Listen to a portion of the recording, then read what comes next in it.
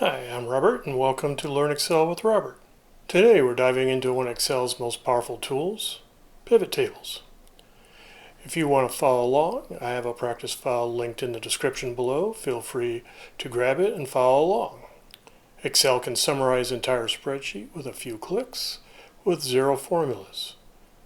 Say your boss walks over and asks, what were our total sales by region last quarter? You could dig through hundreds of rows by hand, or you could use one of Excel's most powerful features and have the answer almost instantly. That's the pivot table. By the end of this video, you should know exactly how to use one, and I'll show you the single most common mistake that trips up almost every beginner. When Excel shows counts instead of sum, and your totals look totally wrong. Comment below, have you tried PivotTables before? Is this your first time? Let me know where you're starting from. Alright, let's jump into Excel. Before we start clicking around, how does this actually work? A pivot table takes a big list of data like this and summarizes it. You can do totals, counts, averages without writing a single formula. You tell Excel what you want to group by and what to calculate, and it builds the report for you. The name comes from the fact that you can pivot, or rotate, your data to look at it from different angles just by dragging some fields around. What you may be wondering is, if I already know SUMIF, why do I need to know a pivot table? While you can get there using SUMIF, you would be doing it one category at a time. But the moment you wanted to break it down two different ways, say by region and product together, you would have to build out that whole grid yourself. And then, if you wanted to view it differently, you would be rebuilding it from scratch. With a pivot table, you're just dragging some fields around. There's no need to rebuild anything from scratch. Right now, my sales data is just a plain range. Before we build the pivot table, I'm going to turn it into a proper Excel table first. We begin by selecting a cell within the range, and then we can either press Ctrl-T or go to the Insert tab and Tables. And then we want to make sure my table has headers is checked, and we click OK. Excel just turned this into a proper table. Notice it banded the rows. Excel added filter arrows on all the headers. And now we have a new tab called Table, and we can see a table name. I'm going to call this, instead of the generic name, I'm going to call this Sales Data. Why is a table better than a range? There's a few reasons why this is worth doing. It grows automatically. If you add a new row of sales below the last one, the table expands to include it instantly. There would be no manual reselecting. Your pivot table grows with it. You build a pivot table from a table instead of a fixed range, then the next month when you add new rows, all you need to do is refresh. But if you build it from a range, the pivot table will ignore anything that's past the original range or border. It's a really common, why isn't my data showing up issue. It's also easier to reference. Instead of remembering, hey, my range was A1 through I321, I can refer to it as the Excel name, sales data. It's well worth considering to convert your range to a table before building a pivot table. Comment below, have you used Excel tables before? Or Excel tables new to you? Click anywhere inside the data, go to Insert and Pivot Table. Excel automatically grabs the whole table. You'll see that in the confirmation dialog box. You'll see two more options, a new worksheet or an existing worksheet. Which one you pick depends on your situation, but for us, we're going to go with a new worksheet, since this keeps the pivot table separate from the raw data, and it helps to keep things visually clean. So we're just going to click OK. Now we see there's a blank grid plus the field list on the right. This is where a lot of beginners freeze up, but don't worry. This looks confusing, but it's about to make a complete sense. Everything in a pivot table comes down to 4 boxes: filters, rows, columns, and values. Rows It's what is listed down the side. Let's take region and put it in rows. Values, that's what's being calculated, so we'll take total sales and put it in values. Now we have total sales by region. Columns is a second category broken out across the top. So let's do product and put it in columns. Now we see total sales by product and region. Filters let you narrow down the whole report without changing the structure. So let's take salesperson and put it in the filters. And we can then filter by a salesperson. And now we can see for that one salesperson, we can see their total sales by product and region. Let's pause for a real quick recap of what we built. We got the filters, the columns, the rows, and the values. And that's pretty much the whole system. Everything else is just a variation on dragging fields to these 4 boxes. If you're liking this video so far, please hit the like button. Let's put this into practice with a few real questions. I have reset the pivot table by removing the checkboxes in the field name, and for our first example, we would like to know which region has the most sales. So let's take our region and move it down to rows. And we're going to move total sales down to values. Now we can see total sales by region ranked at a glance. Let's try another one. For our second example, we would like to know who's our top performing salesperson by units sold. So let's clear our pivot table and let's take our salespeople and move it down to rows and units sold down to values.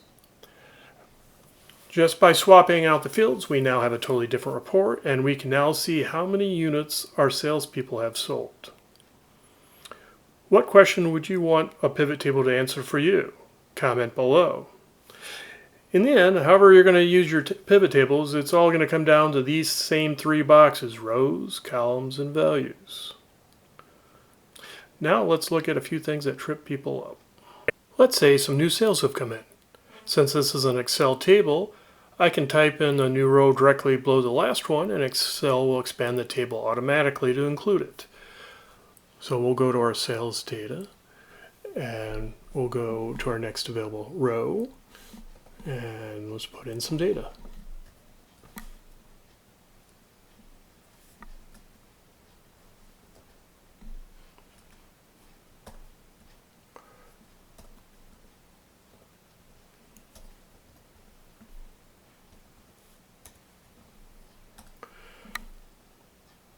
Now let's switch back to our pivot table, and nothing's changed. Why didn't it update? That's because pivot tables take a snapshot of your data when you build them. They don't automatically watch for changes. To update it, you can right-click inside the pivot table and choose Refresh. You can go up here to Pivot Table Analyze and click the Refresh button. And now the pivot table is updated with the latest changes. A habit to build: anytime you edit your source data, refresh before you trust the numbers. It's especially easy to forget this one because everything looks fine. Just remember, it doesn't include your latest changes until you've refreshed. One more thing worth noting: Microsoft is rolling out a pivot table auto refresh feature that updates automatically. No manual refresh would be needed. Right now it's only available if you're in the Microsoft 365 Insider program. Just keep an eye out. It will eventually be released for everyone. Remember that count versus sum mix-up I mentioned at the start?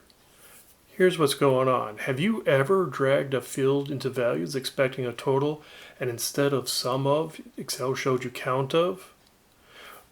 Watch what happens when I drag total sales into values. It sums correctly, and that's because it's a clean numbered column.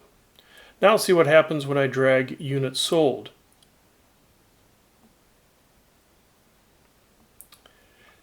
It it shows count of. Why does this happen?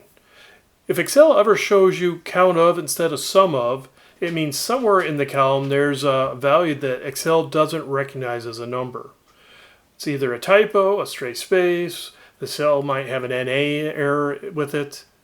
Excel will treat the whole column as a text the moment this happens.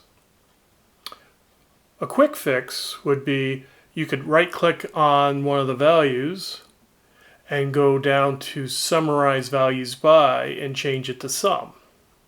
But the real fix would be going back to your source data and finding the bad entry. Have you ever run into the count versus sum issue before? Let me know in the comments below. Sum isn't our only option. By right-clicking on any of the values and going to Value Field Settings, you can switch to either Average, Count, Max, Min, for however you're looking to have your data displayed. Let's look at an example. Instead of sum of the total units sold, maybe we would like to see average units sold. So let's right-click on one of our values, go down to Value Field Settings, and choose Average and click OK.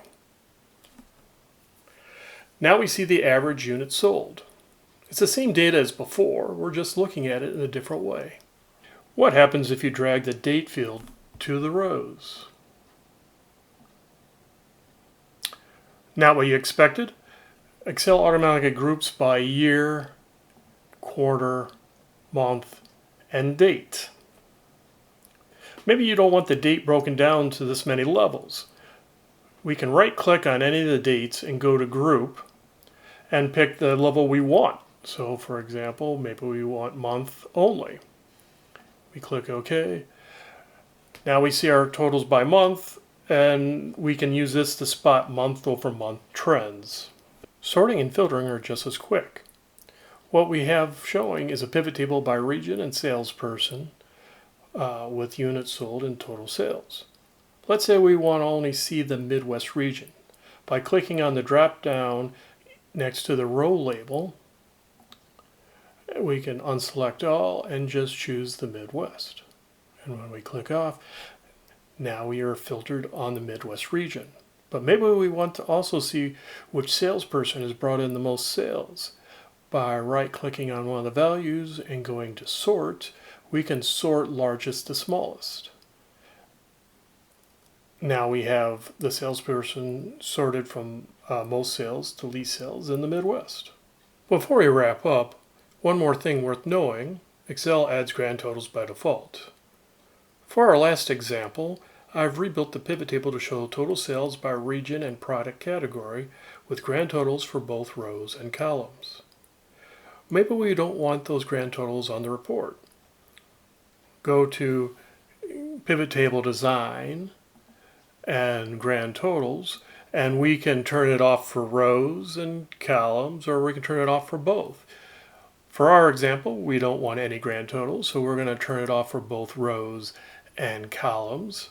And now we have a report that does not have any grand totals at all.